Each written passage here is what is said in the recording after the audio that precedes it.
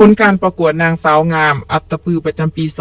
2026จากสาวน้องนางสาวที่เขาห่วมการประกวดคืออันดับที่1ได้แก่ผู้เขาประกวดหมายเลข19นางเพชรมณีศรีสุขแสนบัณฑิตพงเหียนคุณมณีจันทร์เป็นผู้ส่งเขาประกวดพร้อมทั้งได้รับเงินรางวัลมูลค่า10 ล้านกีบพร้อมด้วยมงกุฎมูลค่า6 ล้านกีบโดยการสนับสนุนรางวัลจากบริษัทดือปาซิฟิกห้องอันดับ1ได้แก่ผู้เขาประกวดหมายเลข1นางทิพามีจันทมาศเมืองสามัคคีไซห่วมกับฐานนางศรีสมุทรไซยาซีนาตัวแทนเบียร์ลาวอัตตปือเป็นผู้ส่งเขาประกวดได้รับเงินรางวัล7 ล้านกีบและห้องอันดับ2ได้แก่ผู้เขาประกวดหมายเลข14นางอมรเพงพิทักษ์เมืองไซเศรษฐาร่วมกับบริษัทสุขเจริญสุขส่งเสริมขาเข้าขาออกจำกัดผู้เดียวส่งเข้าประกวดได้รับรางวัล5 ล้านกีบสำหรับเงินรางวัลห้องอันดับ1ห้องอันดับ2และรางวัลสมเสย17 รางวัลพร้อมสายสะพายมูลค่าทั้งหมด56 ล้านกีบโดยการสนับสนุนของบริษัทบางตัดใหม่นิ่งกรุ๊ปจำกัดผู้เดียวงานประกวดนางสาวงามอัตปือได้จัดขึ้นในค่ำคืนของวันที่28 มีนาค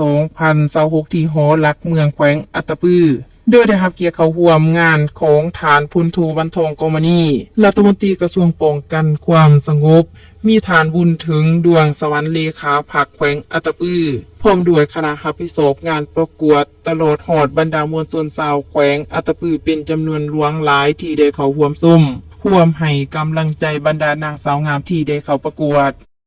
จุดประสงค์ของการจัดงานประกวดครั้งนี้บ่เพียงแต่เป็นการเลือกเอาสาวงามที่มีความพร้อมทางหูปหางหน้าตาและคุณสมบัติเท่านั้นแต่ยังมีเป้าหมายสำคัญคือเพื่อเป็นการอนุรักษ์วัฒนธรรมส่งเสริมการนุ่งถือผ้าไหมลาวและฮิตของประเพณีอันดีงามของท้องถิ่น